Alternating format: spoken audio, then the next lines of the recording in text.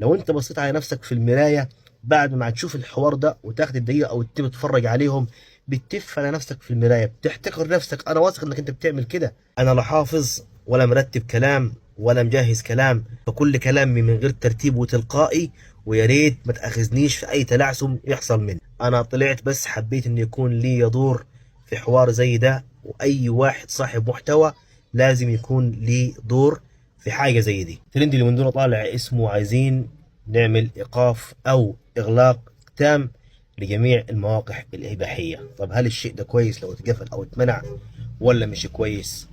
بالفعل الشيء ده لو تم واتعمل يبقى دي من افضل الصفقات الرابحه على مر التاريخ لحد اللحظه اللي احنا فيها دي.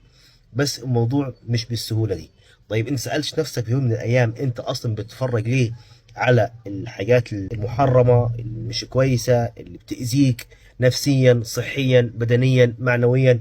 بتدمر الشباب من جميع الجهات، وبتدمرك بالبطيء، واحده واحده بتسحب رجلك كده سنه سنه، واحده واحده لحد ما تكتفك جواها، وتقدر انك انت من خلال انك تتفرج عليها كل يوم وباستمراريه تدمنها، ما تقدرش تبطلها ايا كان. حتى بتأثر عليك لو انت شاب صغير، بتأثر على تعليمك، بتأثر على صحتك، بتأثر على نفسيتك.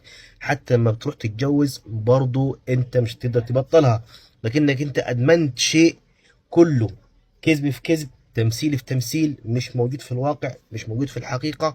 لذلك في البيت عندك، في الحياة الزوجية اللي عندك، مش هتكون شايف الشيء اللي انت كنت بتشوفه مرة واثنين وعشرة كل يوم بالوضع اللي انت بتتفرج عليه. فالافلام الاباحيه دي مصيبه من المصائب الكبرى. الناس دي اصلا يعني تدفع ملايين الملايين علشان توري لك فيديو ممكن مدته 5 دقائق 7 دقائق 10 دقائق، تمام؟ وانت تيجي يعني كده بالتليفون بتاعك تلاقيه مجاني عندك تتفرج عليه. طب هل هم مستفيدين؟ اه مستفيدين. بيدمروا عقليه شباب كامله متكامله، بيخلوا نفسيتك زي الزفت، بيخلوا عندك برود جنسي، بيخلوا عندك مفيش شخصية، معدوم الشخصية. بيخلوك انك انت لو سافرت رحت اي مكان في اي دولة في اي وضع، لو واحدة جت كلمتك كلمة حلوة ممكن تنسى الدنيا خالص وتجري وراها، الا ما رحم ربي طبعا. طيب ايه حل الموضوع ده؟ الحل انك انت تكون عندك القدرة انك انت تعالج نفسك من البلوى. البلوى وهي فعلا بلوى، تعالج نفسك من المصيبة والبلوى اللي انت حطيت نفسك فيها دي بقدر الامكان. اجلس على نفسك، اضغط على نفسك، اول ما تلاقي نفسك فكرت او عقلك بدأ يفكر في الحوار ده، قوم اتوضى وصلي ركعتين، امسك المصحف واقرأ شوية قرآن، نسي نفسك.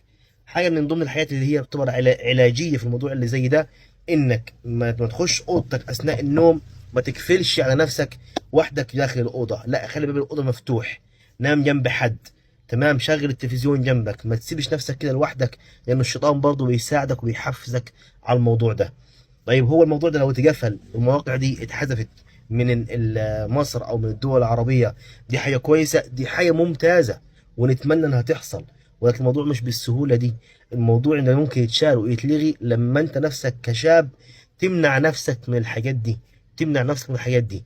بعيدا عن كل ده، بعيدا عن كل ده، الحاجه دي محرمه، حرام شرعا، انت بتأذي نفسك وفي الاخر نار والعياذ بالله. فحاول بقدر الامكان تتعالج، تتعالج. اقعد كده مع نفسك، اقرا قران، استغفر ربك. اول ما مخك يفكر في الحاجه اللي زي دي، روح صلي ركعتين لله واستغفر. وحاول زي ما قلت لك ما تنامش لوحدك في غرفه وتقفل على نفسك، لانه الاختلاء او الخلاء لوحدك في مكان مغلق، الشيطان ونفسك في نفس الوقت بيحفزوك تمسك موبايلك وتقلب فيه. فنصيحه، الحق نفسك من دلوقتي علشان لما تكبر شويه في السن، لو انت شاب او لو انت كبير ولسه في الموضوع ده، حاول الحق نفسك. الموضوع ده مؤذي جدا نفسيا وصحيا ومعنويا، وبيخليك غير اجتماعي وما عندكش شخصية، وبيخليك تافه في كل الامور. لو انت بصيت على نفسك في المراية بعد ما تشوف الحوار ده وتاخد الدقيقة او التيم تتفرج عليهم، بتتف على نفسك في المراية، بتحتقر نفسك. انا واثق انك انت بتعمل كده. عشان كده بقول لك حاول تعالج نفسك والحق نفسك من الموضوع ده، مش كويس بالمرة. يا ريت نشارك الفيديو ده علشان الشباب يستفيدوا والناس تعجل، وكل واحد يراجع نفسه من حيث ربنا سبحانه وتعالى، من حيث نفسك، من حيث صحتك، من حيث فلوسك، من حيث حياتك، من حيث كل شيء. تحياتي ليك، بحبك في الله.